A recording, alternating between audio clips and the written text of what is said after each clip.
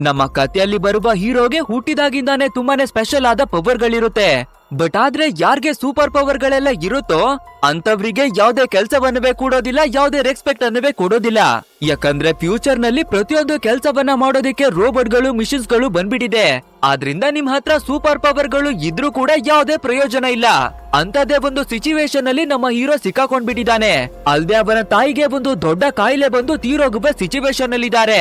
So ನಮ್ ಹತ್ರ super power ಇದ್ರೂ ಕೂಡ ನಮ್ಮ ತಾಯಿಯನ್ನ ಕಾಪಾಡ್ಕೊಳ್ಳೋದಿಕ್ಕೆ ಆಗ್ತಿಲ್ವಲ್ಲ ಅಂತ ಎಲ್ಲಾ ಕಡೆ ಕೆಲಸಕ್ಕಾಗಿ ಅಲಿತಾನೆ. ಸೊ ಅವನು ಯಾವ ರೀತಿ ಕಷ್ಟವನ್ನ ಪಡ್ತಾನೆ, ನಂತರ ಏನಾಗ್ತಾನೆ, ಕೊನೆಗೆ ಅವನ ತಾಯಿಯನ್ನ ಕಾಪಾಡ್ಕೋತಾನ ಅಥವಾ ಇಲ್ವಾ ಅನ್ವಾ ಒಂದು ಮಾಸ್ ಆಗಿರುವ ಮೂವಿಯನ್ನೇ ನೋಡ್ತಾ ಇದೀವಿ. ಅಂದಾಗೆ ಮೂವಿಯ ಹೆಸರು ಬಂದು ಕೋಡ್ 8 ಅಂತ. ಸೊ ವಿಡಿಯೋಗೆ ಹೋಗೋದಕ್ಕಿಂತ ಮುಂಚೆ ನೀವಿನ್ನ ನಮ್ಮ ಚಾನೆಲ್ ನ ಸಬ್ಸ್ಕ್ರೈಬ್ ಮಾಡಿಲ್ಲ ಅಂದ್ರೆ ಫಟಾಫಟ್ ಅಂತ ಇವಾಗ್ಲೇನೆ ಸಬ್ಸ್ಕ್ರೈಬ್ ಮಾಡ್ಕೊಳ್ಳಿ. ಸರಿ ಓಕೆ, ಇನ್ನು ತಡ ಮಾಡದೆ ಇವತ್ತಿನ ವಿಡಿಯೋ ಒಳಗೆ ಎಂಟ್ರಿಯನ್ನ ಕೊಟ್ಬಿಡೋಣ. ನಮ್ಮ ಇವತ್ತಿನ ಸ್ಟೋರಿ ಶುರುವಾಗೋದು ತುಂಬಾನೇ ಫ್ಯೂಚರ್ ನಲ್ಲಿ. ಅಂದ್ರೆ ಫ್ಯೂಚರ್ ನಲ್ಲಿ ಯಾವ ರೀತಿ ಟೆಕ್ನಾಲಜಿ ಮುಂದುವರಿಯುತ್ತೆ ಅಂದ್ರೆ ಹುಟ್ಟಾಗಿಂದಾನೆ ಕೆಲವೊಬ್ರಿಗೆ ತುಂಬಾನೇ ಸ್ಪೆಷಲ್ ಆದ ಪವರ್ ಗಳೆಲ್ಲ ಬರುತ್ತೆ. ಆ ರೀತಿ ಸ್ಪೆಷಲ್ ಪವರ್ ಎಲ್ಲ ಇದೆ ಅಂದ್ರೆ ಅದೊಂದು ನಾರ್ಮಲ್ ಆದ ವಿಷಯ ಅಲ್ಲ ಅಲ್ವಾ. ಅಂಡ್ ಆ ಶಕ್ತಿಯನ್ನ ಬಳಸ್ಕೊಂಡು ಸಾಮಾನ್ಯ 10 ಜನರು ಮಾಡುವ ಕೆಲ್ಸವನ್ನ ಈ ರೀತಿ ಸ್ಪೆಷಲ್ ಪವರ್ ಇರೋ ಒಬ್ಬ ವ್ಯಕ್ತಿನೇ ಮಾಡ್ತಿರ್ತಾನೆ. ಬಟ್ ಆದ್ರೆ ಕಾಲ ಕಳಿತಿದ್ದಾಗೆ ಟೆಕ್ನಾಲಜಿ ಅನ್ನೋದು ಇನ್ನವೇ ಅಡ್ವಾನ್ಸ್ ಆಗ್ಬಿಟ್ಟಿದೆ. ಯಾವ ಮಟ್ಟಿಗೆ ಅಂದ್ರೆ ಎಲ್ಲಾ ಕೆಲ್ಸಕ್ಕೂ ರೋಬೋಟ್ ಗಳು, ಮಿಷಿನ್ ಗಳನ್ನ ಕಂಡು ಹಿಡಿದಿದ್ದಾರೆ. ಆ ರೀತಿ ಮಿಷಿನ್ ಗಳನ್ನ ಕಂಡು ಹಿಡಿಯೋದ್ರಿಂದ ಏನಾಗ್ಬಿಡುತ್ತೆ ಅಂದ್ರೆ 10 ಜನ ಸೂಪರ್ ಹೀರೋಗಳು ಅವರ ಸ್ಪೆಷಲ್ ಪವರ್ ಅನ್ನ ಯೂಸ್ ಮಾಡ್ಕೊಂಡು ಮಾಡುವ ಕೆಲ್ಸವನ್ನ ಕೇವಲ ಒಂದೇ ಒಂದು ಮಿಷಿನ್ ಆ ಕೆಲ್ಸವನ್ನ ಮಾಡ್ತಿರುತ್ತೆ. ಆದ್ರಿಂದ ಇವಾಗ ಸ್ಪೆಷಲ್ ಪವರ್ ಇರೋ ವ್ಯಕ್ತಿಗಳಿಗೂ ಕೂಡ ಯಾವ್ದೇ ಕೆಲ್ಸನವೇ ಇಲ್ಲ, ಯಾವ್ದೇ ರೆಸ್ಪೆಕ್ಟುವೇ ಇಲ್ಲ. ಆದ್ರಿಂದ ತುಂಬಾ ಜನರು ಅವರ ಕೆಲ್ಸವನ್ನ ಕಳ್ಕೊಂಡು ಅವರ ಜೀವನವನ್ನ ನಡ್ಸೋದಿಕ್ಕೂ ಕೂಡ ತುಂಬಾನೇ ಕಷ್ಟವಾಗ್ಬಿಟ್ಟಿದೆ. ಆದ್ರಿಂದ ಎಲ್ಲಾ ಜನರುವೆ ಸೈಕ್ ಅನ್ನುವ ಒಂದು ನಶೆಗಾಗಿನೇ ಬಿದ್ಬಿಡ್ತಾರೆ. ಅಂಡ್ ಆ ಮಾಲನ್ನ ಯಾವ ರೀತಿ ತಯಾರು ಮಾಡ್ತಾರೆ ಅಂದ್ರೆ ಇವಾಗ ಸ್ಪೆಷಲ್ ಪವರ್ ಇರೋ ವ್ಯಕ್ತಿಗಳಿದ್ದಾರೆ ಅಲ್ವಾ, ಅವರ ಸ್ಪೈನಲ್ ಕಾರ್ಡ್ ನ ಮುಖಾಂತರ ಒಂದು ಲಿಕ್ವಿಡ್ ಅನ್ನ ಹೇಳ್ಕೊಂಡು ಅದ್ರ ಮುಖಾಂತರ ಈ ನಶೆಯನ್ನ ತಯಾರು ಮಾಡ್ತಾರೆ. ಅಂಡ್ ಇದು ಪೂರ್ತಿಯಾಗಿ ಸಿಟಿ ಒಳಗಡೆ ಎಲ್ಲ ಹರಡ್ಬಿಟ್ಟಿದೆ. ಅದು ಅಲ್ಲದೆ ಈ ನಶೆಯನ್ನ ಡೀಲ್ ಮಾಡುವಂತಹ ಒಬ್ಬ ಡೀಲರ್ ಅಂದ್ರೆ ಮಾರ್ಕಸ್ ಅಂತ. ಇವನು ಕೂಡ ಒಂದು ದೊಡ್ಡ ವ್ಯಕ್ತಿಯ ಜೊತೆಯಾಗಿನೇ ಸೇರ್ಕೊಂಡು ಈ ನಶೆಯ ಡೀಲಿಂಗ್ ಅನ್ನ ಮಾಡಿ ಅವರಿಗೆ ಮಾಲನ್ನ ಕಳಿಸ್ಕೊಡ್ತಾನೆ. ಬಟ್ ಆದ್ರೆ ಈ ವಿಷಯ ಗವರ್ನಮೆಂಟ್ ಗೆ ಗೊತ್ತಾಗ್ಬೇಕಾದ್ರೆ ಎಲ್ಲರ ನಡುವೆ ಶಾಂತಿಯನ್ನ ಕಾಪಾಡ್ಕೋಬೇಕು ಅಂತ ಕೆಲವು ಡ್ರೋನ್ಗಳು, ರೋಬೋಟ್ಗಳು, ಮಿಷಿನ್ ಗಳನ್ನ ಬಿಟ್ಟು ಎಲ್ಲವನ್ನ ನಾರ್ಮಲ್ ಆಗಿ ಇಡೋದಿಕ್ಕಾಗಿನೇ ನೋಡ್ತಾ ಇದ್ದಾರೆ. ಅಂಡ್ ಇನ್ನೊಂದ್ ವಿಷಯ ಏನು ಅಂದ್ರೆ ಯಾವ್ದೇ ಸ್ಪೆಷಲ್ ಪವರ್ ಇಲ್ದೆ ನಾರ್ಮಲ್ ಹ್ಯೂಮನ್ ಇದ್ದಾರೆ ಅಲ್ವಾ, ಅವರಿಗೆ ಮಾತ್ರ ಕೆಲ್ಸಗಳನ್ನ ಕೊಟ್ಟು ಅವರ ಜೀವನವನ್ನ ಸಾಗಿಸ್ತಿದ್ದಾರೆ. ಯಾಕಂದ್ರೆ ಸ್ಪೆಷಲ್ ಪವರ್ ಇರೋರ್ಗೆ ಏನಾದ್ರೂ ಕೆಲ್ಸ ಕೊಟ್ಟು ಅವರು ಸರಿಯಾಗಿ ಕೆಲ್ಸವನ್ನ ಮಾಡಿಲ್ಲ ಅಂತ ಏನಾದ್ರೂ ಓನರ್ ಬೈದ್ರೆ ಕೋಪ ಮಾಡ್ಕೊಂಡು ಅವರ ಸ್ಪೆಷಲ್ ಪವರ್ ಅನ್ನ ಬಳಸಿ ಎಲ್ಲವನ್ನ ಧ್ವಂಸ ಮಾಡ್ತಾರೆ ಅಲ್ವಾ.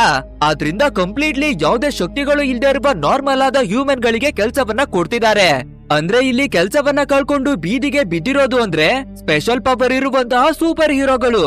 ಆಕ್ಚುಲಿ ಇವಾಗ ನಮ್ಮ ರಿಯಲ್ ಆದ ಮೂವಿ ಶುರುವಾಗುತ್ತೆ. ಅಂಡ್ ಇವಾಗ ನಮ್ಮ ಹೀರೋ ಆಗಿರ್ತಾ ಇರುವ ಕಾರ್ನರ್ ಅನ್ನವೇ ತೋರಿಸ್ತಾರೆ. ಅಂಡ್ ಇವನ ತಾಯಿಯ ಜೊತೆಯಾಗಿ ಒಂದು ಚಿಕ್ಕ ಮನೆಯಲ್ಲೇ ಬದುಕಿ ಬರ್ತಾ ಇದ್ದಾರೆ. ಅಂಡ್ ನಮ್ಮ ಹೀರೋವಲ್ಲಿರುವ ಸ್ಪೆಷಲ್ ಪವರ್ ಬಂದು ಎಲೆಕ್ಟ್ರಿಕ್ ಪವರ್. ಅಂಡ್ ಇವನ ತಾಯಿಯ ಹತ್ರ ಇರುವ ಪವರ್ ಬಂದು ಏನನ್ನ ಬೇಕಾದ್ರೂ ಐಸನ್ನಾಗಿ ಕನ್ವರ್ಟ್ ಮಾಡೋದು. ಆದ್ರೆ ಇವಳಿಗೆ ವಯಸ್ಸಾಗ್ಬಿಡ್ತಾ ಇರೋದ್ರಿಂದ ಇವಳ ಶಕ್ತಿ ಉಲ್ಟಾ ಹೊಡಿಯೋದಿಕ್ಕೆ ಶುರುವಾಗಿದೆ. ಅಂದ್ರೆ ಇವಳ ಕೈಗಳೇ ಒಂದೊಂದು ಟೈಮ್ ನಲ್ಲಿ ತುಂಬಾನೇ ಐಸಾಗಿ ಕನ್ವರ್ಟ್ ಆಗ್ಬಿಡುತ್ತೆ. ಆದ್ರಿಂದ ಅವಾಗ ಬಿಸಿನೀರ್ ಒಳಗಡೆಗೆ ಬಂದು ಕೈಯನ್ನ ಮಡಗಿ ಸರಿ ಮಾಡ್ಕೊಳ್ತಿರ್ತಾಳೆ. ಸೊ ಇದನ್ನ ನೋಡುವ ನಮ್ಮ ಹೀರೋ ಕೂಡ ಸದ್ಯಕ್ಕೆ ನಿಮ್ಗೆ ಟ್ರೀಟ್ಮೆಂಟ್ ಕೊಡ್ಸೋದಿಕ್ಕೆ ಯಾವ್ದೇ ಹಣನವೇ ಇಲ್ಲ, ಏನವೇ ಇಲ್ಲ. ಅದು ಅಲ್ಲದೆ ನಮ್ಮ ಮೇಲೆ ತುಂಬಾನೇ EMI ಗಳಿದೆ, ಸಾಲ್ದು ಅಂತ ಈ ಮನೆಯ ಬಾಡಿಗೆಯನ್ನವೇ ಕೂಡ ನಾವು ಕಟ್ಟಿಲ್ಲ. ಸೊ ನಾವು ಯಾವ್ದಾದ್ರೂ ಒಂದು ಕೆಲ್ಸವನ್ನ ಹುಡುಕ್ಲೇಬೇಕು ಅನ್ನೋದಾಗಿ ಡಿಸೈಡ್ ಮಾಡ್ತಾನೆ.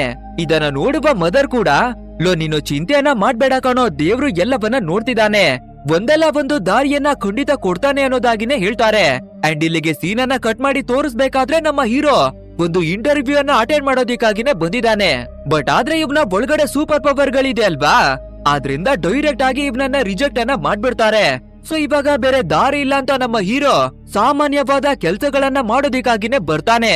ಅಂದ್ರೆ ಒಂದು ಚಿಕ್ಕದಾದ ಕನ್ಸ್ಟ್ರಕ್ಷನ್ ನಡೀತಾ ಇರ್ಬೇಕಾದ್ರೆ ಅಲ್ಲಿ ಬಂದು ಎಲೆಕ್ಟ್ರಿಷಿಯನ್ ಆಗಿ ವರ್ಕ್ ಮಾಡೋದಿಕ್ಕಾಗಿನೇ ಬರ್ತಾನೆ. ಅಂಡ್ ಅದೇ ರೀತಿಯಾಗಿ ವರ್ಕ್ ಅನ್ನ ಮಾಡ್ಬೇಕಾದ್ರೆ ಸಡನ್ ಆಗಿ ಪೊಲೀಸ್ನವ್ರು ಕೂಡ ಬಂದ್ಬಿಡ್ತಾರೆ. ಆ ರೀತಿ ಬಂದು ನಿಮ್ ಹತ್ರ ಕೆಲ್ಸ ಮಾಡೋದಿಕ್ಕೆ ಲೈಸೆನ್ಸ್ ಇದೆಯಾ ಅನ್ನೋದಾಗಿ ಕೇಳ್ತಾರೆ. ಅಂದ್ರೆ ಯಾರಲ್ಲಿ ಸೂಪರ್ ಪವರ್ ಗಳು ಇರುತ್ತೋ ಅವರು ಏನಾದ್ರೂ ಕೆಲ್ಸವನ್ನ ಮಾಡ್ಬೇಕು ಅಂದ್ರೆ ಕೋರ್ಟ್ ನಿಂದ ಪರ್ಮಿಷನ್ ಅನ್ನ ತಗೋಬೇಕು. ಅಂಡ್ ಇದನ್ನ ಕೇಳುವ ನಮ್ಮ ಸೂಪರ್ ಹೀರೋಗಳಿವೆ ಕೂಡ ನಾವು ಕೋರ್ಟ್ ನಿಂದ ಪರ್ಮಿಷನ್ ತಗೋಬೇಕು ಅಂದ್ರೆ ಅದಕ್ಕಾದ್ರೂ ಕೂಡ ಹಣ ಬೇಕು ಅಲ್ವಾ. ಆ ರೀತಿ ಹಣ ಬೇಕು ಅಂದ್ರೆ ನಾವು ಏನನ್ನಾದ್ರೂ ಕೆಲ್ಸವನ್ನ ಮಾಡ್ಲೇಬೇಕು. ನಾವು ಕೆಲ್ಸವನ್ನ ಮಾಡಿ ಹಣವನ್ನ ಸಂಪಾದನೆ ಮಾಡ್ಲಿಲ್ಲ ಅಂದ್ರೆ ಯಾವ ರೀತಿ ಲೈಸೆನ್ಸ್ ತಗೊಳ್ಳೋದಿಕ್ಕೆ ಆಗತ್ತೆ ಅನ್ನೋದಾಗಿನೇ ಹೇಳ್ತಾರೆ. ಬಟ್ ಆದ್ರೆ ಈ ಪೊಲೀಸ್ನವ್ರು ಕೂಡ ಏನ್ ಮಾಡೋಕಾಗುತ್ತೆ, ರೂಲ್ಸ್ ಅಂದ್ಮೇಲೆ ಎಲ್ರಿಗೂ ಒಂದೇ ರೂಲ್ಸ್. ಸರಿ ಓಕೆ, ನಿಮ್ಮ ಟೋಪಿಗಳನ್ನ ತೆಗೆದು ಮೇಲಕ್ಕಾಗಿ ನೋಡಿ ಅಂತ ಹೇಳ್ಬೇಕಾದ್ರೆ ಮೇಲ್ಗಡೆಯಿಂದ ಒಂದು ಡ್ರೋನ್ ಬಂದು ಸ್ಕ್ಯಾನ್ ಅನ್ನ ಮಾಡುತ್ತೆ. ಅಂದ್ರೆ ಇವರಲ್ಲಿ ಯಾರ ಮೇಲಾದ್ರೂ ಚಾರ್ಜ್ ಇದೆಯಾ ಅನ್ನೋದಾಗಿ ಸ್ಕ್ಯಾನ್ ಮಾಡ್ತಾರೆ. ಅಂಡ್ ಅದೇ ರೀತಿ ಸ್ಕ್ಯಾನ್ ಅನ್ನ ಮಾಡ್ಬೇಕಾದ್ರೆ ಒಬ್ಬ ವ್ಯಕ್ತಿಯನ್ನ ಡಿಟೆಕ್ಟ್ ಮಾಡುತ್ತೆ. ಅಂದ್ರೆ ಯಾರಾದ್ರೂ ಇವರ ಸೂಪರ್ ಪವರ್ ಗಳನ್ನ ಬಳಸ್ಕೊಂಡು ಏನನ್ನಾದ್ರೂ ಕ್ರೈಮ್ ಮಾಡಿದ್ರೆ ಅವರ ಮೇಲೆ ಕೇಸ್ಗಳಿರುತ್ತೆ. ಸೊ ಇವಾಗ ಅದೇ ರೀತಿ ಒಬ್ಬನ ಮೇಲಿರುವ ಕೇಸ್ ಅನ್ನ ಡಿಟೆಕ್ಟ್ ಮಾಡುತ್ತೆ. ಆದ್ರಿಂದ ಪೊಲೀಸ್ನವರು ಆ ವ್ಯಕ್ತಿಯನ್ನ ಹಿಡ್ಕೊಂಡು ಪೊಲೀಸ್ ಸ್ಟೇಷನ್ಗೆ ಕರ್ಕೊಂಡು ಹೋಗೋದಿಕ್ಕೆ ನೋಡ್ತಾರೆ. ಆದ್ರೆ ಆ ವ್ಯಕ್ತಿ ತನ್ನಲ್ಲಿರುವ ಸೂಪರ್ ಪವರ್ ಅನ್ನ ಬಳಸಿ ಒಂದು ಫೈರ್ ವೀಲ್ ಅನ್ನ ಹೊರಗಡೆಗೆ ಬಿಟ್ಟು ಆ ಜಾಗದಿಂದ ಎಸ್ಕೇಪ್ ಆಗೋದಿಕ್ಕೆ ನೋಡ್ತಾನೆ. ಬಟ್ ಆದ್ರೆ ಮೇಲ್ಗಡೆ ಡಿಟೆಕ್ಟ್ ಅನ್ನ ಮಾಡ್ತಿದ್ದಂತಹ ಡ್ರೋನು ಅದ್ರ ಒಳಗಡೆಯಿಂದ 2 ಗಾರ್ಡಿಯನ್ ಗಳನ್ನ ಕೆಳಗಡೆ ಇಳಿಸುತ್ತೆ. ಸಿಂಪಲ್ ಆಗಿ ಹೇಳ್ಬೇಕು ಅಂದ್ರೆ 2 ರೋಬೋಟ್ ಗಳನ್ನ ಇಳಿಸುತ್ತೆ. ಅಂಡ್ ಆ 2 ಗಾರ್ಡಿಯನ್ಸ್ ಗಳಿವೆ ಶೂಟ್ ಅನ್ನ ಮಾಡಿ ಅವನ ಕಥೆಯನ್ನೇ ಮುಗಿಸಿ ಹಾಕ್ತವೆ. ಅಂದ್ರೆ ಇಂತ ಸಿಚುವೇಶನ್ ಗಳನ್ನ ಫೇಸ್ ಮಾಡೋದಕ್ಕಾಗಿನೇ ಈ ರೋಬೋಟ್ ಗಳನ್ನ ರೆಡಿ ಮಾಡಿ ಮಡಗಿದ್ದಾರೆ. ಇಲ್ಲಿಗೆ ಸೀನ್ ಅನ್ನ ಕಟ್ ಮಾಡಿ ಒಂದು ಬಿಲ್ಡಿಂಗ್ ನ ಒಳಗಡೆ ಯಾರಿಗೂ ಗೊತ್ತಾಗ್ದಿರುವ ಹಾಗೆ ಮಾಲ್ಗಳ ಡೀಲ್ ಅನ್ನ ಮಾಡ್ತಾ ಇದ್ದಾರೆ ಅಂತ ಪೊಲೀಸ್ನವರಿಗೆ ಇನ್ಫಾರ್ಮೇಶನ್ ಸಿಕ್ಕಿದೆ. ಆದ್ರಿಂದ ಡೇವಿಸ್ ಮತ್ತೆ ಮಾರ್ಕ್ ಅನ್ನುವ ಇಬ್ಬರು ಪೊಲೀಸ್ ಅವರು ಈ ಕೇಸ್ ಅನ್ನ ತಗೊಂಡು ಈ ಡೀಲರ್ ಅನ್ನ ರೆಡ್ ಹ್ಯಾಂಡ್ ಆಗಿ ಹಿಡಿಯೋದಿಕ್ಕೆ ಪೂರ್ತಿ ಫೋರ್ಸ್ ಅನ್ನ ಕರ್ಕೊಂಡು ಇಲ್ಲಿಗೆ ಬಂದಿದ್ದಾರೆ. ಆಕ್ಚುಲ್ ಆಗಿ ಹೇಳ್ಬೇಕು ಅಂದ್ರೆ ಸೂಪರ್ ಪವರ್ ಇರೋರಿಗೆ ಯಾರು ಕೆಲಸ ಕೊಡಲ್ಲ ಅಲ್ವಾ, ಆದ್ರಿಂದ ಅವರ ಒಳಗಡೆ ಇರುವ ಸ್ಪೈನಲ್ ಕಾರ್ಡ್ ಅನ್ನ ಡೊನೇಟ್ ಮಾಡಿ ಅದ್ರ ಬದಲಿಗೆ ಹಣವನ್ನ ಪಡ್ಕೋತಾರೆ ಈ ಸೂಪರ್ ಹೀರೋಗಳು. ಅಂಡ್ ಇದೇ ಜಾಗಕ್ಕೆ ಪೊಲೀಸ್ನವರು ಬಂದು ರೆಡ್ ಹ್ಯಾಂಡ್ ಆಗಿನೇ ಹಿಡಿದು ಆ ಡೀಲರ್ ಅನ್ನ ತನ್ನ ವಶಕ್ಕೆ ಪಡ್ಕೊಂಡು ಗವರ್ನಮೆಂಟ್ ಗೆ ಒಪ್ಪಿಸ್ಬೇಕಾದ್ರೆ ಈ ಪೊಲೀಸ್ನವರಿಗೂ ಕೂಡ ಪ್ರಮೋಷನ್ ಅನ್ನ ಕೊಡ್ತಾರೆ.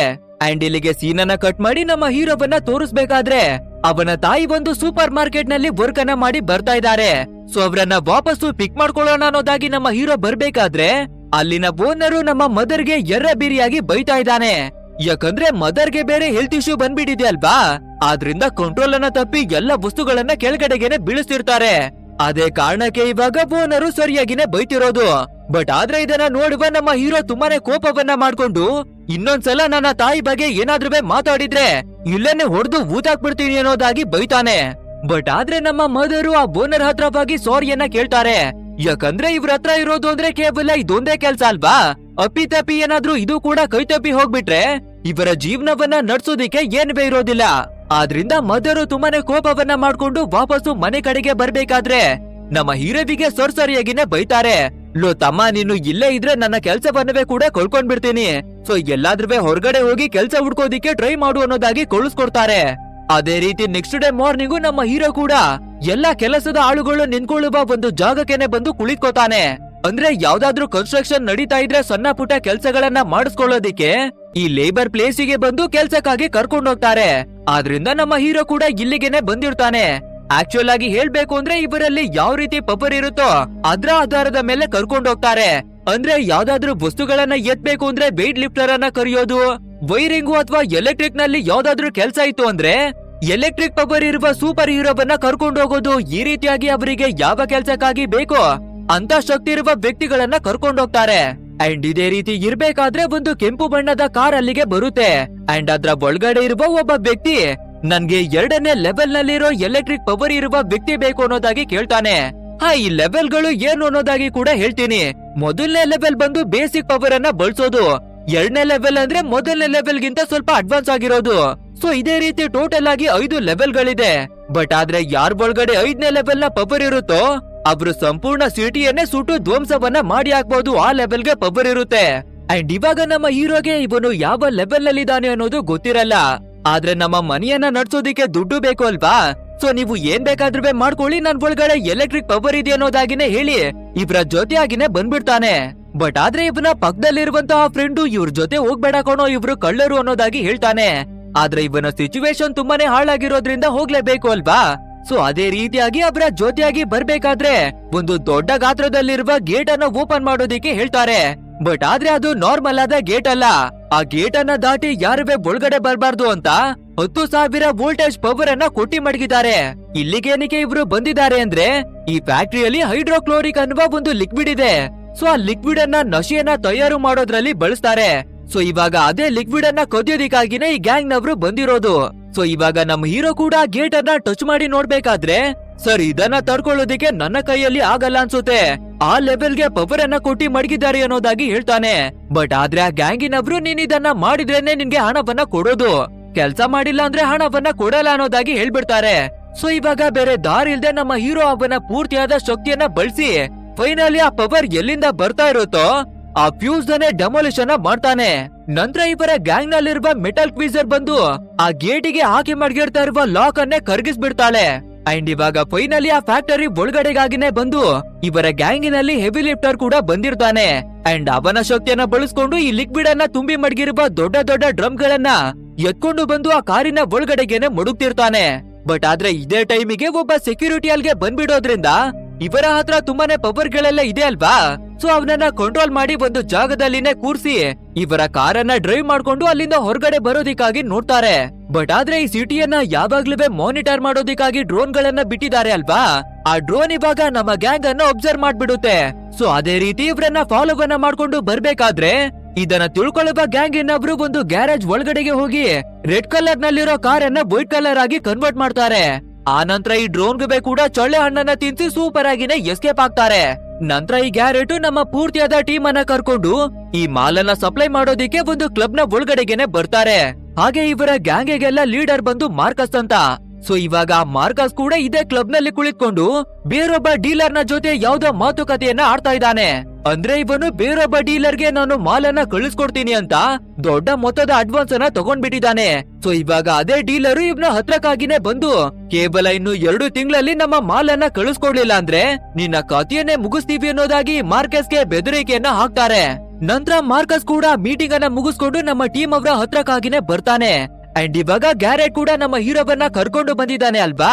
ಸೊ ಇವನ ಹತ್ರ 5th ಲೆವೆಲ್ ನ ಪವರ್ ಎಲ್ಲ ಇರ್ತಾ ಇದೆ. ಒಂದ್ ವೇಳೆ ಇವನು ನಮ್ಮ ಜೊತೆಯಾಗಿ ಕೈಯನ್ನ ಜೋಡಿಸಿದ್ರೆ ಮುಂದೆ ನಾವು ಮಾಡುವ ಎಲ್ಲಾ ಮಿಷನ್ ಗಳಿವೆ ಸಕ್ಸಸ್ ಆಗುತ್ತೆ ಅನ್ನೋದಾಗಿ ಹೇಳ್ಕೊತಾನೆ. ಇದನ್ನ ಕೇಳುವ ಮಾರ್ಕಸ್ ಕೂಡ ನಮ್ಮ ಹೀರೋವಿನ ತಲೆಯನ್ನ ಹಿಡ್ಕೊಂಡು ಇವನ ಮೈಂಡ್ ರೀಡ್ ಮಾಡೋದಿಕ್ಕಾಗಿ ನೋಡ್ತಾನೆ. ಆಕ್ಚುಲ್ ಆಗಿ ಹೇಳ್ಬೇಕು ಅಂದ್ರೆ ಈ ಮಾರ್ಕಸ್ಗೆ ಮೈಂಡ್ ರೀಡ್ ಮಾಡುವ ಪವರ್ ಏನೇ ಇದೆ. ಸೊ ಇವಾಗ ಅದನ್ನೇ ಬಳಸ್ಕೊಂಡು ಇವನ ಕ್ಯಾರೆಕ್ಟರ್ ಯಾವ ರೀತಿ ಅನ್ನೋದಾಗಿ ಚೆಕ್ ಮಾಡ್ತಾನೆ. ನಂತರ ಸರಿ ಓಕೆ ನಮ್ಮ ಟೀಮಿಗೆನೆ ಜಾಯಿನ್ ಮಾಡ್ಕೊಳ್ಳಿ ಅಂಡ್ ಇವನಿಗೆ ಯಾವ ರೀತಿ ಕೆಲಸ ಮಾಡ್ಬೇಕು ಅನ್ನೋದನ್ನೇ ಹೇಳ್ಕೊಡಿ ಅಂತಾನೆ ಹೇಳ್ತಾನೆ. ಅಂಡ್ ಈ ಮಾರ್ಕಸ್ ನ ಜೊತೆ ಇರುವ ನಿಯಾ ಅನ್ನುವ ಒಂದು ಲೇಡಿಯನ್ನ ತೋರಿಸ್ತಾರೆ. ಆಕ್ಚುಲ್ ಆಗಿ ಹೇಳ್ಬೇಕು ಅಂದ್ರೆ ಇವಳ ಹತ್ರ ಕೂಡ ತುಂಬಾನೇ ಡಿಫ್ರೆಂಟ್ ಆದ ಪವರ್ ಇದೆ. ಬಟ್ ಆದ್ರೆ ಅದು ಯಾವ ಪವರ್ ಅಂತ ಇವಾಗ ನಮ್ಗೆ ತಿಳ್ಸಲ್ಲ. ನೆಕ್ಸ್ಟ್ ಸರಿ ಓಕೆ ಅಂತ ನಮ್ಮ ಹೀರೋ ಕೂಡ ಅವನ ಮನೆಗೆ ಬಂದು ಇವತ್ತು ಸಂಪಾದನೆ ಮಾಡಿರುವ ಹಣವನ್ನ ಎಣಿಸ್ಕೊಂಡು ಅಮ್ಮ ನಾವು ಸದ್ಯದಲ್ಲೇ ಶ್ರೀಮಂತರಾಗಿ ಬದಲಾಗ್ತೀವಿ, ಆವಾಗ ಖಂಡಿತ ನಿನ್ಗೆ ಒಳ್ಳೆಯ ಟ್ರೀಟ್ಮೆಂಟ್ ಅನ್ನ ನಾನು ಕೊಡಿಸ್ತೀನಿ ಅನ್ನೋದಾಗಿನೇ ಹೇಳ್ತಾನೆ.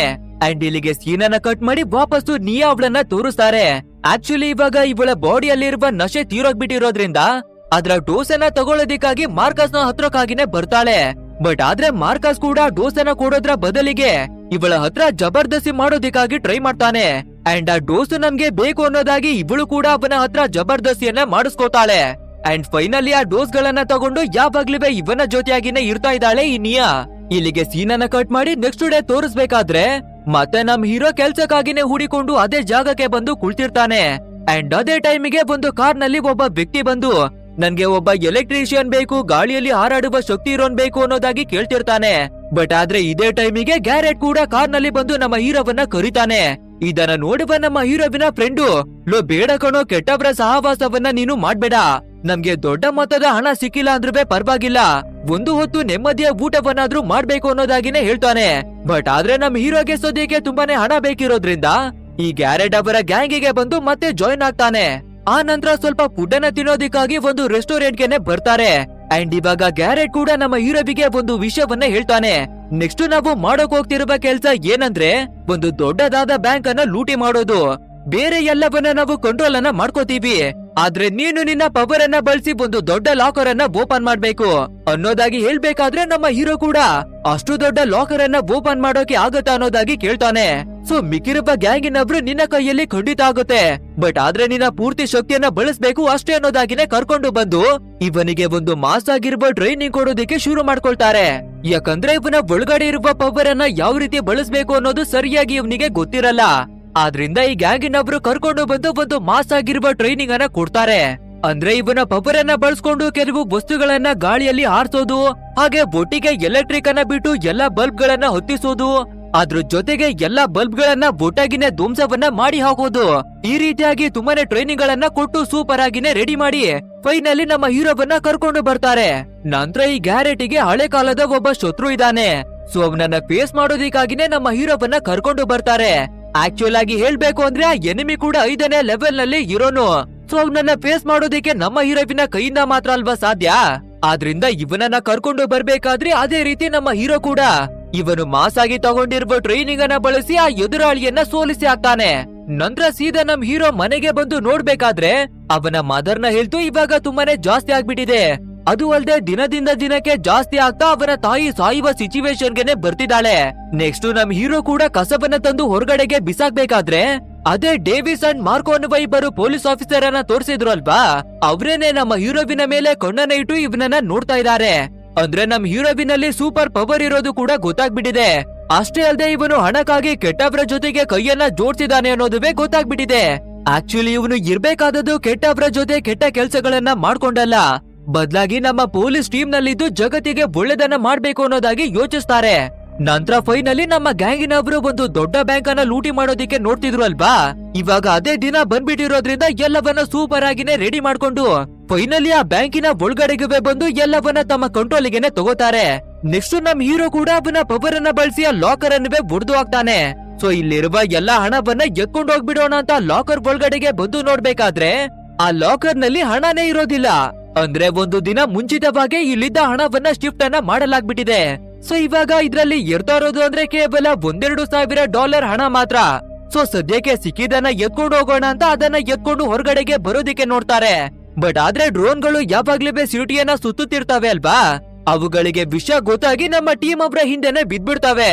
ಅಂಡ್ ಇವಾಗ ನಮ್ಮ ಟೀಮ್ ಅವ್ರಿಗೂ ಕೂಡ ಬೇರೆ ದಾರಿ ಇಲ್ದಿರೋದ್ರಿಂದ ಆ ಡ್ರೋನ್ ಗೆ ಸರೆಂಡರ್ ಆಗಿ ಸೈಲೆಂಟ್ ಆಗಿನೇ ನಿಂತ್ಕೋತಾರೆ. ಅಂಡ್ ಅದೇ ರೀತಿ ಗಾರ್ಡಿಯನ್ಸ್ ಗಳಿವೆ ಕೂಡ ಇವ್ರನ್ನ ಅರೆಸ್ಟ್ ಮಾಡೋದಿಕ್ಕೆ ಕೆಳಗಡೆಗೆನೆ ಬರ್ತಿರುತ್ತೆ. ಬಟ್ ಆದ್ರೆ ಗ್ಯಾರೆಟ್ ನಮ್ಮ ಹೀರೋವಿಗೆ ಏನ್ ಹೇಳ್ತಾನೆ ಅಂದ್ರೆ, ಲೋ ಹೇಗಿದ್ರೆ ನಿನ್ನ ಪವರ್ ಇದೆ ಅಲ್ವಾ, ನಿನ್ನ ಎಲ್ಲಾ ಶಕ್ತಿಯನ್ನ ಒಟ್ಟಿಗೆ ಸೇರಿಸಿ ಆ ಡ್ರೋನ್ ಅನ್ನೇ ನಾಶವನ್ನ ಮಾಡು, ಇಲ್ಲಾಂದ್ರೆ ನಾವೆಲ್ಲರೂ ಜೈಲ್ಗೆ ಹೋಗ್ಬಿಡ್ತೀವಿ ಅನ್ನೋದಾಗಿ ಹೇಳ್ತಾನೆ. ಇದನ್ನ ಕೇಳುವ ನಮ್ಮ ಹೀರೋಗೂ ಕೂಡ ಹೌದು, ನಾವೇನಾದ್ರೂ ಜೈಲಿಗೆ ಹೋಗ್ಬಿಟ್ರೆ ನಮ್ಮ ತಾಯಿಯನ್ನ ನೋಡ್ಕೊಳ್ಳೋರು ಯಾರು, ಅವರಿಗೆ ಟ್ರೀಟ್ಮೆಂಟ್ ಅನ್ನ ಕೊಡ್ಸೋರು ಯಾರು ಅನ್ನೋದಾಗಿ ಯೋಚಿಸಿ ಫೈನಲಿ ಅವನ ಎಲ್ಲಾ ಶಕ್ತಿಯನ್ನ ಒಟ್ಟಿಗೆ ಸೇರಿಸಿ ಆ ಡ್ರೋನ್ ಮೇಲೆನೆ ಅಟ್ಯಾಕ್ ಮಾಡ್ತಾನೆ. ಅಂಡ್ ಅದೇ ರೀತಿ ಆ ಡ್ರೋನ್ ಮತ್ತೆ ಗಾರ್ಡಿಯನ್ಸ್ ಗಳು ಎಲ್ಲರೂ ಡೆಮೊಲಿಶ್ ಆಗ್ಬಿಡುತ್ತೆ. ಅಂಡ್ ಇವಾಗ ಎಲ್ಲರೂ ಆ ಜಾಗದಿಂದ ಎಸ್ಕೇಪ್ ಆಗಿ ಗ್ಯಾರೆಟ್ ಕೂಡ ಇವರ ಲೀಡರ್ ಆಗಿರುವ ಮಾರ್ಕಸ್ ನ ಹತ್ರಕ್ಕಾಗಿನೇ ಬಂದು, ಸರ್ ನೀವು ಬ್ಯಾಂಕ್ ಅನ್ನ ಲೂಟಿ ಮಾಡೋದಕ್ಕಾಗಿ ಹೇಳಿದ್ರಿ ಅಲ್ವಾ, ಬಟ್ ಆದ್ರೆ ಇವತ್ತು ಆ ಬ್ಯಾಂಕ್ ನಲ್ಲಿ ಹಣ ಇರಲ್ಲ ಅಂತ ಯಾಕೆ ಹೇಳಿಲ್ಲ, ಒಂದ್ ವೇಳೆ ನೀವು ಸರಿಯಾದ ಇನ್ಫಾರ್ಮೇಶನ್ ಗಳನ್ನ ಕೊಟ್ಟಿದ್ರೆ ಇವತ್ತು ನಮ್ಮ ಪ್ಲಾನ್ ಸಕ್ಸಸ್ ಆಗಿರೋದು ಅನ್ನೋದಾಗಿನೇ ಹೇಳ್ಕೊತಾನೆ. ಅದು ಅಲ್ಲದೆ ನಾವು ಒಂದು ಡ್ರೋನ್ ನ ಕಥೆಯನ್ನವೇ ಕೂಡ ಮುಗಿಸಿದೀವಿ.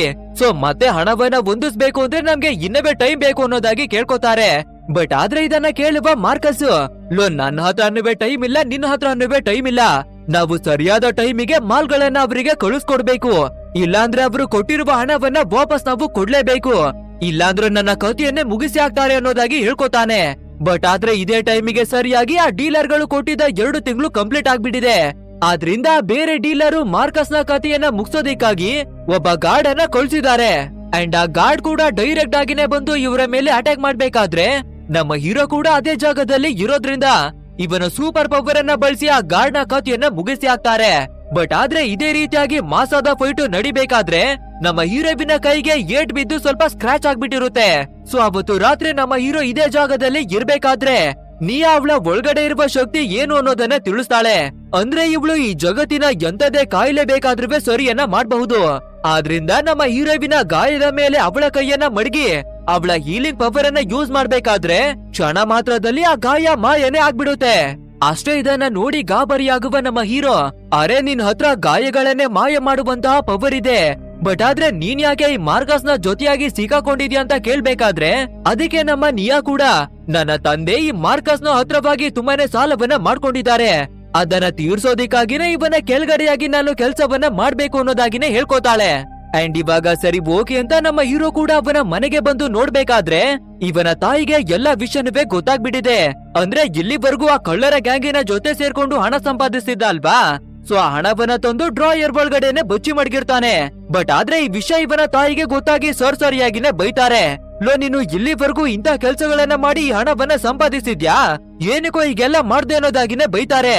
ಇದನ್ನ ಕೇಳುವ ನಮ್ ಹೀರೋ ಕೂಡ ಇದನ್ನ ಬಿಟ್ರೆ ನಮ್ಮ ಹತ್ರ ಬೇರೆ ದಾರಿ ಇಲ್ಲ ಅಂಡ್ ನಿಮ್ಗೆ ಒಳ್ಳೆ ಟ್ರೀಟ್ಮೆಂಟ್ ಅನ್ನ ಕೊಡಿಸ್ಬೇಕು ಅಂತಾನೆ ಎಲ್ಲವನ್ನ ಸಂಪಾದಿಸ್ತಾ ಇದ್ದೀನಿ ಅಂತ ಹೇಳ್ಕೊತಾನೆ. ಬಟ್ ಆದ್ರೆ ಇದನ್ನೆಲ್ಲ ಕೇಳುವ ತಾಯಿಗೆ ತುಂಬಾನೇ ಬೇಜಾರಾಗ್ಬೇಕಾದ್ರೆ ಅದು ಅಲ್ದೆ ಇವಳಿಗೆ ಹೆಲ್ತ್ ಪ್ರಾಬ್ಲಮ್ ಇದೆ ಅಲ್ವಾ, ಸೊ ಅಲ್ಲೇನೆ ಅನ್ಕಾನ್ಶಿಯಸ್ ಆಗಿ ಬಿದ್ದೋಗ್ತಾಳೆ ಅಂಡ್ ಇವಳ ಕೈಗಳೇ ಕೂಡ ಸಡನ್ ಆಗಿ ಐಸ್ ಆಗಿ ಕನ್ವರ್ಟ್ ಆಗ್ಬಿಡುತ್ತೆ. ಆದ್ರಿಂದ ನಮ್ ಹೀರೋಗೆ ಇವಾಗ ಬೇರೆ ದಾರಿ ಇಲ್ದೆ ಹಾಸ್ಪಿಟಲ್ಗೆನೆ ಕರ್ಕೊ ಬರ್ಬೇಕಾಗುತ್ತೆ ಅಂಡ್ ಅಲ್ಲಿಗೆ ಬಂದು ನೋಡ್ಬೇಕಾದ್ರೆ ಡಾಕ್ಟರ್ ಗಳಿವೆ ಕೂಡ ಚೆಕ್ ಮಾಡಿ ಇವರಿಗೆ ಕ್ಯಾನ್ಸರ್ ಇರ್ತಾ ಇದ್ದು 4ನೇ ಸ್ಟೇಜ್ ಅನ್ನವೇ ಮೀರ್ತಾ ಇದೆ. ಸೊ ಆದಷ್ಟು ಬೇಗ ಇವರಿಗೆ ಟ್ರೀಟ್ಮೆಂಟ್ ಅನ್ನ ಕೊಡ್ಬೇಕು, ಇಲ್ಲಾಂದ್ರೆ ಇವರು ತೀರೋಗುವ ಚಾನ್ಸಸ್ ತುಂಬಾನೇ ಜಾಸ್ತಿ ಆಗ್ಬಿಟ್ಟಿದೆ. ಆದ್ರಿಂದ ಟ್ರೀಟ್ಮೆಂಟ್ ಗೆ $10,000 ಹಣವನ್ನ ಬೇಗನೆ ಕಟ್ಬಿಡಿ ಅನ್ನೋದಾಗಿನೇ ಹೇಳ್ತಾರೆ. ಸೊ ನಮ್ ಹೀರೋಗೆ ಇವಾಗ ಏನ್ ಮಾಡ್ಬೇಕು ಅಂತಾನುವೆ ಗೊತ್ತಾಗ್ತಾ ಇಲ್ಲ. ಆದ್ರಿಂದ ಇದೇ ರೀತಿ ಯೋಚಿಸ್ಕೊಂಡು ಹೊರಗಡೆಗೆ ಬರ್ಬೇಕಾದ್ರೆ ಡೇವಿಸ್ ಮತ್ತೆ ಮಾರ್ಕ್ ಇಬ್ಬರಿವೆ ಎಂಟ್ರಿ ಕೊಡ್ತಾರೆ. ನಂತರ ನಿನ್ನ ಎನ್ಕ್ವೈರಿಯನ್ನ ಮಾಡ್ಬೇಕು ಅನ್ನೋದಾಗಿ ಇವನನ್ನ ಕರ್ಕೊಂಡು ಬಂದು ನೀನು ಆ ಕಳ್ಳರ ಗ್ಯಾಂಗಿನ ಜೊತೆ ಸೇರ್ಕೊಂಡಿರೋದು ನಮ್ಗೆ ಗೊತ್ತಾಗ್ಬಿಟ್ಟಿದೆ, ಬೇಕಿದ್ರೆ ಈ ಫುಟೇಜ್ ಅನ್ನ ನೋಡು ಅನ್ನೋದಾಗಿನೇ ತೋರಿಸ್ತಾರೆ. ಬಟ್ ಆದ್ರೆ ಆ ಫುಟೇಜ್ ನಲ್ಲಿ ನಮ್ಮ ಹೀರೋವಿನ ಫೇಸು ಕ್ಲಿಯರ್ ಆಗಿ ಕಾಣಿಸೋದಿಲ್ಲ. ಆದ್ರಿಂದ ಇದನ್ನ ನೋಡುವ ನಮ್ಮ ಹೀರೋ, ಸರ್ ಇದು ನಾನೇ ಅಂತ ಯಾವ ಗ್ಯಾರಂಟಿಯಿಂದ ಹೇಳ್ತೀರಾ? ನನ್ನ ಹಾಗೆ ಕಾಣಿಸುವ ಬೇರೆ ಯಾರೋ ಇರಬಹುದು ಅಲ್ವಾ? ಸೊ ಸರಿಯಾಗಿ ಎನ್ಕ್ವೈರಿ ಮಾಡಿ ಆ ಕಳ್ಳನನ್ನ ಹಿಡೀರಿ ಅನ್ನೋದಾಗಿನೇ ಹೇಳ್ತಾನೆ. ಅಂಡ್ ಇದೇ ರೀತಿ ಮಾತಾಡ್ತಾ ಇರ್ಬೇಕಾದ್ರೆ ಹೊರಗಡೆ ಇರುವ ಪೊಲೀಸ್ ಆಫೀಸರ್ಗಳು ಸಾಯ್ಕಿ ಅನ್ನುವ ಒಂದು ನಷ್ಟ ಇದೆ ಅಲ್ವಾ, ಅದನ್ನ ಡೀಲರ್ ಗಳಿಂದ ಪಡ್ಕೊಂಡು ಇವರ ವಶಕ್ಕಾಗಿನೇ ತಗೊಂಡಿದ್ದಾರೆ. ಸೊ ಇವಾಗ ಅದನ್ನ ಸುಟಾಕಿ ನಾಶವನ್ನ ಮಾಡ್ಬಿಡೋಣ ಅನ್ನೋದಾಗಿನೇ ಮಾತಾಡ್ತಿರ್ತಾರೆ. ಇದನ್ನ ಕೇಳಿಸ್ಕೊಳ್ಳುವ ನಮ್ಮ ಹೀರೋ ಡೈರೆಕ್ಟ್ ಆಗಿ ಗ್ಯಾರೇಟ್ ನ ಹತ್ರಕ್ಕೆನೆ ಬಂದು ಈ ರೀತಿ ಪೊಲೀಸ್ನವರು ಸೈಕಿ ನಶೆಯನ್ನ ನಾಶ ಮಾಡೋದಿಕ್ಕಾಗಿ ನೋಡ್ತಾ ಇದ್ದಾರೆ. ಅದು ಸರಿಸುಮಾರು $40 ಕೋಟಿ ಹಣವನ್ನ ಬೆಲೆ ಬಾಳುತ್ತಂತೆ. ಒಂದ್ ವೇಳೆ ಅದನ್ನ ನಾವು ಕದ್ಬಿಟ್ರೆ ಎಲ್ಲರ ಲೈಫ್ ಸೆಟಲ್ ಆಗ್ಬಿಡುತ್ತೆ ಅನ್ನೋದಾಗಿ ಹೇಳ್ಕೊತಾನೆ. ಬಟ್ ಆದ್ರೆ ನನ್ಗೆ ಹಣನುವೇ ಬೇಡ, ಏನುವೇ ಬೇಡ, ಬದ್ಲಾಗಿ ನಿಮ್ಮ ಜೊತೆ ನಿಯಾ ಇದ್ದಾಳೆ ಅಲ್ವಾ, ಅವಳನ್ನ ನನ್ನ ಜೊತೆಯಾಗಿ ಕಳಿಸ್ಕೊಟ್ರೆ ಸಾಕು ಅನ್ನೋದಾಗಿ ಕೇಳ್ಕೊತಾನೆ. ಅಂಡ್ ಅದೇ ರೀತಿಯಾಗಿ ಗ್ಯಾರೆಟ್ ಕೂಡ ಮಾರ್ಕಸ್ ನ ಹತ್ರವಾಗಿ ಬಂದು ಎಲ್ಲವನ್ನ ಹೇಳ್ಕೋಬೇಕಾದ್ರೆ, ನಿನ್ಗೆ ಬೇಕಂದ್ರೆ ಅದ್ರಲ್ಲಿ ಬರುವ ಹಣದಲ್ಲಿ ಸ್ವಲ್ಪ ಶೇರ್ ಅನ್ನ ಕೊಡ್ತೀವಿ, ನಮ್ಮ ನಿಯಾಳನ್ನ ನಿನ್ಗೆ ಕೊಡೋದಿಕ್ಕೆ ಆಗಲ್ಲ ಅನ್ನೋದಾಗಿ ಹೇಳ್ತಾರೆ. ಸೊ ನಮ್ಮ ಹೀರೋ ಕೂಡ ಸರಿ ಓಕೆ ಹಣವನ್ನಾದ್ರೂ ಕೊಟ್ರೆ ಆದ್ರಿಂದ ಟ್ರೀಟ್ಮೆಂಟ್ ಅನ್ನಾದ್ರೂ ಕೊಡ್ಸೋಣ ಅನ್ನೋದಾಗಿನೇ ಫಿಕ್ಸ್ ಆಗ್ತಾನೆ. ಅಂಡ್ ಇವಾಗ ಅದೇ ರೀತಿಯಾಗಿನೇ ಒಂದು ಮಾಸ್ ಆಗಿರುವ ಟೀಮ್ ಅನ್ನ ರೆಡಿ ಮಾಡ್ಕೊಳ್ತಾರೆ. ಅದ್ರ ಜೊತೆಗೆ ಒಂದು ಗ್ರೇಟ್ ಆಗಿರುವ ಪ್ಲಾನ್ ಇರ್ಬೇಕು ಅಲ್ವಾ, ಆದ್ರಿಂದ ಸ್ಟ್ರೆಂತ್ ಪವರ್ ಇರೋರು ಆ ವೆಹಿಕಲ್ ಅನ್ನ ತಡೆದು ನಿಲ್ಸ್ಲಿ, ಮತ್ತೆ ಮೈಂಡ್ ಅನ್ನ ಕಂಟ್ರೋಲ್ ಮಾಡುವ ಪವರ್ ಇರೋರು ಆ ಪೊಲೀಸ್ ಅವರನ್ನ ಕಂಟ್ರೋಲ್ ಮಾಡ್ಲಿ, ಹಾಗೆ ಲಾವಾ ಪವರ್ ಇರುವ ಲೇಡಿ ಆ ಕಂಟೈನರ್ ಅನ್ನ ಓಪನ್ ಮಾಡೋದಿಕ್ಕೆ ಟ್ರೈ ಮಾಡ್ಲಿ, ಮಿಕ್ಕಿರೋರು ಒಳಗಡೆ ಇರುವ ಮಾಲ್ ಅನ್ನ ಎತ್ಕೊಳ್ಳಿ ಅನ್ನೋದಾಗಿನೇ ಹೇಳ್ತಾನೆ. ಅಪ್ಪಿತಪ್ಪಿ ಡ್ರೋನ್ ಗಳ ಮುಖಾಂತರ ಗಾರ್ಡಿಯನ್ಸ್ ಏನಾದ್ರೂ ಬಂದ್ರೆ ಎಲೆಕ್ಟ್ರಿಕ್ ಪವರ್ ಇರುವ ನಮ್ಮ ಹೀರೋವಿಗೆ ಅವರ ಮೇಲೆ ಅಟ್ಯಾಕ್ ಮಾಡೋದಿಕ್ಕಾಗಿನೇ ಹೇಳ್ತಾರೆ. ಸೊ ಇದೇ ರೀತಿಯಾಗಿ ನಮ್ಮ ಮಿಷನ್ ಅನ್ನ ಕಂಪ್ಲೀಟ್ ಮಾಡೋಣ ಅನ್ನೋದಾಗಿ ಒಂದು ಮಾಸ್ ಆಗಿರುವ ಪ್ಲಾನ್ ನಡೆಯುತ್ತೆ. ಅಂಡ್ ಅದೇ ರೀತಿಯಾಗಿ ಆ ಮಾಲ್ ಅನ್ನ ನಾಶ ಮಾಡೋದಿಕ್ಕೆ ಬೇರೆ ಕಡೆಗೆ ತಗೊಂಡಿರೋದು ಗೊತ್ತಾಗುತ್ತೆ.